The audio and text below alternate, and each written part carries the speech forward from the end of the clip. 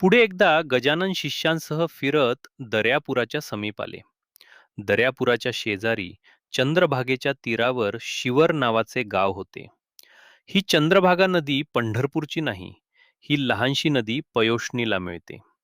या शिवर गावात व्रजभूषण नावाचा एक पंडित राहत होता. त्याला 4 भाषा अवगत होत्या. त्याच्या विद्वत्तेची कीर्ती अवघ्या वऱ्हाडात पसरली होती. तो सूर्यनारायणाची भक्ती करीत असे. दररोज उषः काळी उठून पहाटे चंद्रभागेवर थंड पाण्याने स्नान करून उगवत्या सूर्याला अर्घ्य देत असे. कर्मठ पण ज्ञानी अशी त्याची विद्वान लोकांमध्ये विशेष मान्यता होती. त्या शिवरगावच्या व्रजभूषणाला त्याच्या तपाचे फळ देण्यासाठी योगीराज फिरत तेथे आले. चंद्रभागेच्या वाळवंटी नदीकाठी गजानन योगीराज जिथे बसले होते तेथे व्रजभूषण स्नानाला आला. प्रभातीच्या वेळी दाही दिशा प्रकाशित झाल्या होत्या. तेवढ्यात सूर्याला अर्घ्य देताना व्रजभूषणाने प्रत्यक्ष ज्ञानसूर्य पाहिला. व्रजभूषण आनंदाने संध्या सामान घेऊन धावतच त्यांच्या जवळ आला. गजाननांच्या पायांवर तात्काळ अर्घ्य दिले आणि प्रदक्षिणा घातली.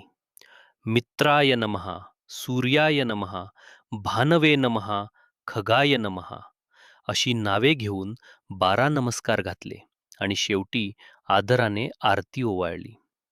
पूजेत कशाचीही न्यूनता पडली नाही. अखेर प्रार्थनापूर्वक साष्टांग नमस्कार केला. त्याने महाराजांची स्तुती केली. महाराज, आपल्या दिव्य पायांचे दर्शन लाभले, मी आज धन्य झालो. हे पूर्ण ब्रह्म, जगचालक ज्ञानराशी, असे युगायुगात किती अवतार घेशी.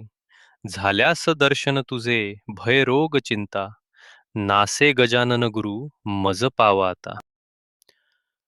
असे प्रार्थना करून त्याने स्तवन संपवले. योगेश्वरांनी त्याला दृढ आलिंगन दिले.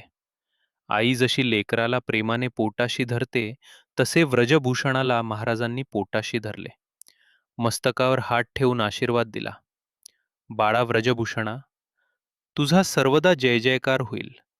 कर्ममार्ग सोडू नको.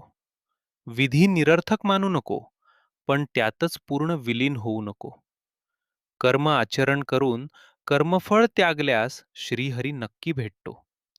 जो हे करतो त्याच्या अंगी कर्माचा केव्हाही लेप लागत नाही. माझे बोल सदैव मनात ठेव आणि आता तू आपल्या घरी जा. यापुढे ध्यानात आणताच माझे तुला दर्शन होत जाईल. असे म्हणून त्या व्रजभूषण पंडिताला श्रीफळाचा प्रसाद दिला आणि महाराज शेगावला आले.